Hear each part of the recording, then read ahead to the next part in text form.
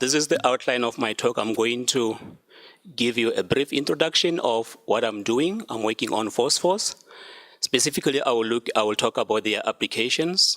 And the application will specifically be to TV screens and LED lamps, and conventional silicon solar cells and organic photovoltaic cells. And I'll also look at the applications of PHOSPHORS in phototherapy. I was listening this morning when Professor Maza was talking about light, and then he glorified the importance of the eyes.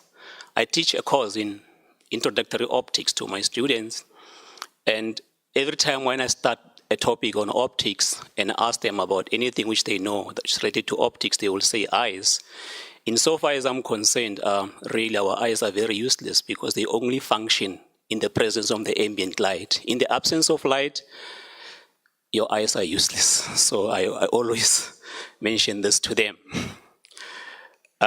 So what I'm doing, my research is basically on the sources of light, which are PHOSPHORS, not eyes. Eyes are detectors of light.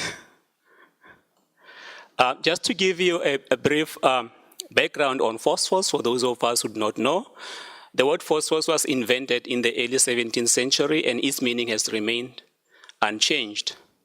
First, an Italian physicist discovered a rock that was found to emit light in the dark after exposure to sunlight.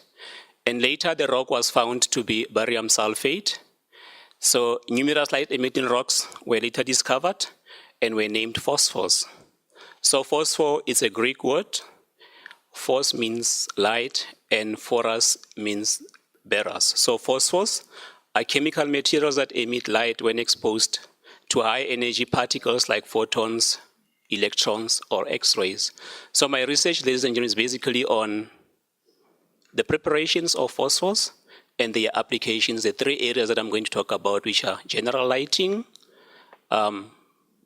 solar cells, and phototherapy. These are examples of phosphors. We have phosphors which are based on semiconducting materials like zinc oxide, zinc sulfide, cadmium sulfide, and PBS.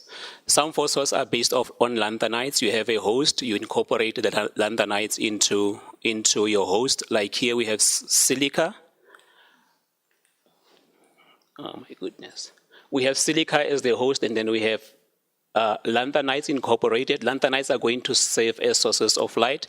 They give different types of lights. You can co-dope them to tune your emission color. Just to take you through the physical appearance of phosphors, we do phosphors in thin films and powder forms.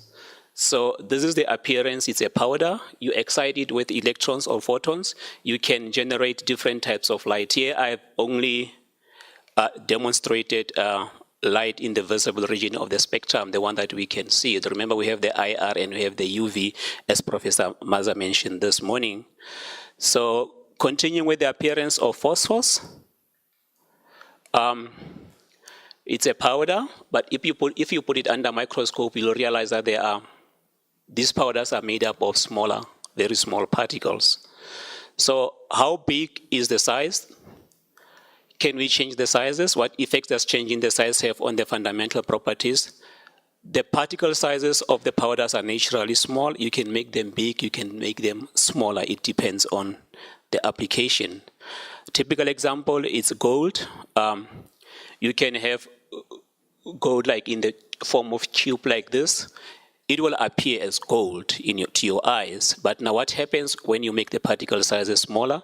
Take the same cube of gold, make the particle size smaller. You are going to have more particles on the surface if you cut it on the surface than the original one. Not only the surface to volume ratio changes, but also the color is going to change. When you make the particle size smaller, it will change from gold to red. So our interest is